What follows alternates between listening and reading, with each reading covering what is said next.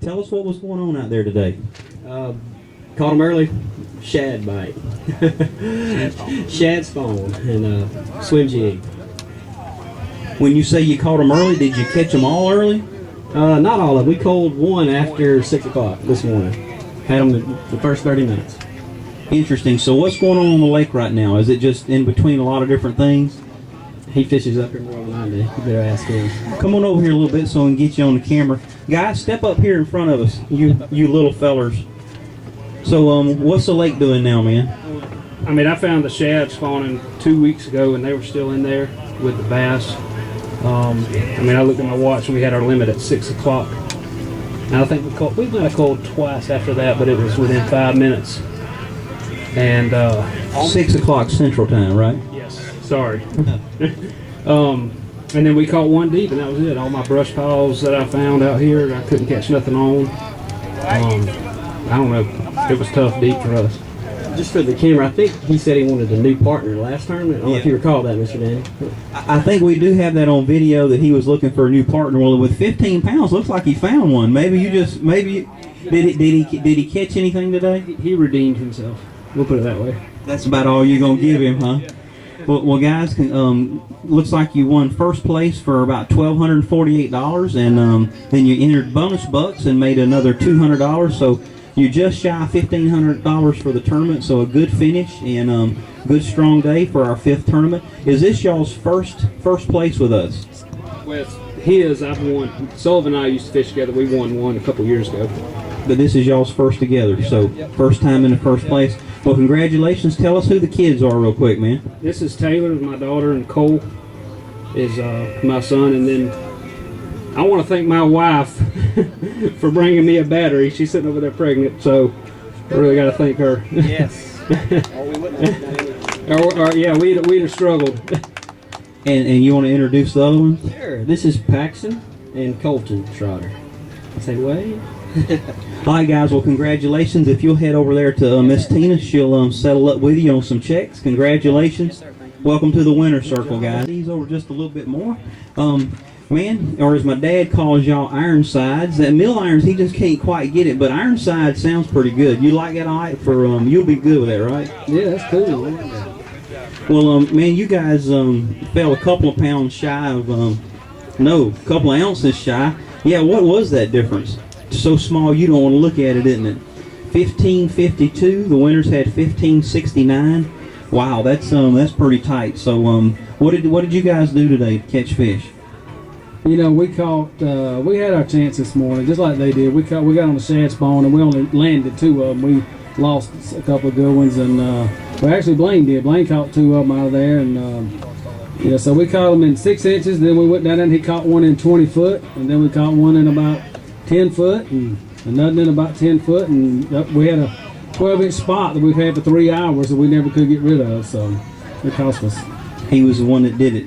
Well, still a good finish. You guys won second place and second place in bonus bucks. It dropped down to 678, but still a good day on Lake Eufaula. So I like to ask guys this so that people coming fishing later can want to have some fun, can do it. Where would you send people? What kind of fishing would you tell them to do the next week or two? I'd probably tell them to go to Lake Seminole or something. You know, I don't know. Right now, this lake is in that transition between it's post spawn, and if you get on the shad spawn, you can catch them quick. But if you don't, you can struggle all day. The bite's real tough because they're everywhere but nowhere. But you know, I want to make sure and thank the Lord before I forget to, because he's the only reason we're here. Blaine, tell us what the most exciting moment out there today was for you. Probably when he hooked that 5-pounder. Well, I come off in the net. It jumped up. It got tangled up in my line when it jumped up because I just cast it out and come off in the net. So really nothing else we didn't ask for. Yeah, and you guys did have a nice 508. You was about a half a pound shy of big fish. Anyway, you guys are right in there. Great job today. My dad did predict that y'all might win it, so he was very, very close. Miss Tina, Steven, how you doing, man? Steve, for the record, Lindsay, I got that right today. I'll probably get it wrong before y'all get off the stage. Wow, man, let me ask you a personal question. Do you enjoy bass fishing? I love it. I love it almost as much as my wife. As much as she loves it, or as much as you love her? She loves it. Okay. Let me get that right. Yeah. Interesting, guys. Well, you guys did come back from our national championship where you had a great couple of days. You had a heartbreaker on the third with your motor killed over on you. Still wound up second place with a nice brand new Skeeter. But you come back down here on your home turf and pulled a third place win. Are you tired? A little wore out. Yes, sir. What are the fish doing? Like Derek said, it's staged. If you get on the shad spawn early, you can catch them. Otherwise, you're going to struggle unless you're on something deep. So we caught ours early this morning. Interesting. Well, you guys, y'all weighed 5 fish, right? 14.34. That's down from 20-something a month ago. So it can change quick here. I guess those big ones are just scattered and hard to find nowadays. So Lindsay's going to try to go fishing a little bit later. What color she need to use? I'd say a watermelon or a green pumpkin. 60% of our fish they come on flipping, so we're flipping tight cover. Grass and wood. It's better on the wood than it was the grass today. Good deal. Well, congratulations on a good finish today. Good close to your season. So you'll step down there, team, and pay you guys up. Hi, Ken. It's just me and you up for a little talk, man. We'll see what's going on. Step over this way a little bit more, just in case somebody's watching. So we met you 3 years ago. We knew you by Mr. Ken for a while, and you've gotten where you're pretty regular up around here. You guys had a great season this year. Had a little trouble on your boat today, but before that happened, tell us what the fish were doing. Well, early this morning they were biting topwater pretty good, and then it shut down till about 5 minutes before we left. I come in and I caught the last of our 4 fish. We lost our 5th fish probably 6 or 7, 8 times or whatever. So it was one of them days. Well, let's see. What did you have total? You had 1339. One more fish. You guys would have been in there. You also caught the biggest fish of the tournament of 5.89 when that was really a good kicker. So that 5th fish would have meant about $1,000 to you today, but that's okay. But tell us about the big fish, man. Who caught that one, and give us a little play-by-play on it. Well, Jimmy Wood caught it, and then I caught it on the net. That was my fish. Do you hear a funny noise right now? That's Jimmy caught it.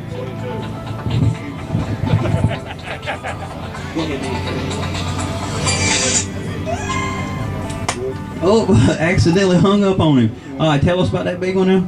Well, you know, it's like any other big fish. It gets intense there for a few minutes, and then it settles down, and you get everything wrapped up and get it in the boat, and you start high-fiving each other and having good days. So. Good deal. Well, I'm sorry you're having boat trouble. Hopefully it's nothing serious, but you guys won 4th place for $236 and got $135 for big fish. Looks like close to $400. So hopefully that'll get you back to Phoenix City this afternoon. Get us some new batteries. There you go. Well, congratulations, and let us know if you need any help. Mr. Larry Gaines, come on in here, buddy. Look at the camera. Waved KJ. I'm sure he's watching back home somewhere. We got to do our wave. Do you know what that wave is all about, Danny? No, still not. But I heard. I was supposed to look that up on the internet, wasn't I? Okay, now you got to do this wave for KJ. Okay, for KJ. Do I have to say anything? No. So Was that it it? speaks for itself. KJ will totally love that. All right, man. Hey, listen, you had a pretty good day. You fished solo. Sometimes that can help you. Sometimes it works against you. Sometimes you can just get concentrated and do a good job. Looked like you were cranking early this morning. What did you do the rest of the day? I had a lower unit yesterday. The pinion gear just didn't want to stay in the housing. All right. So that pretty much was a blessing in disguise, because I was going to run up north and check another area, and it just eliminated water for me. I hit a couple fish early in practice, and on a crankbait, bumping a Lucky Craft crankbait off the rocks. So it wasn't rocket science. First thing this morning, I had made a decision yesterday in practice that I was going to be bumping that crankbait off the rocks, and I stayed there pretty much till noon. Then I ran to the pads and threw a naked swimmer and coiled up too. So, and then I ended up back on the rock. Now, when my day started, I asked you guys to pinch me to see if I'm awake. Well, shortly after you guys left, I looked up and there were 7 buzzards flying over me. Awake and almost dead, huh? I was wondering if they heard about the lower unit, thought rigor mortis was setting in on me. So my day was looking pretty bleak, and then I started putting a few in the boat. Good deal, man. Well, we got to watch you get your crankbait hung up in a riprap one time, and we almost run over a buoy watching you get it undone. But does everybody do that? And this is just the first time I've seen, or is that a little trick you know? You got me lost for words on that one. Danny, you know, I probably retied about 12 times. I had to sharpen a few hooks a couple times. I had to change a tail hook once. Anytime you're bumping off the rocks, you're using that crankbait. You're locking it in the rocks. I had to go in probably half a dozen times to get it unlocked out of the rocks. So that's pretty much, and it goes with the turf. Cool. Well, you're also qualified for the Optima True Blue Rewards, and then nobody else steps up to claim it. You'll probably win that prize too. I think it's an extra $100 bonus. Extra $100. So make sure we get your picture with the certificate, and thanks for a great year. Hope you guys get warmed up and come back and hit them strong next year with us. We'll definitely be there, God willing. All right, thanks, guys.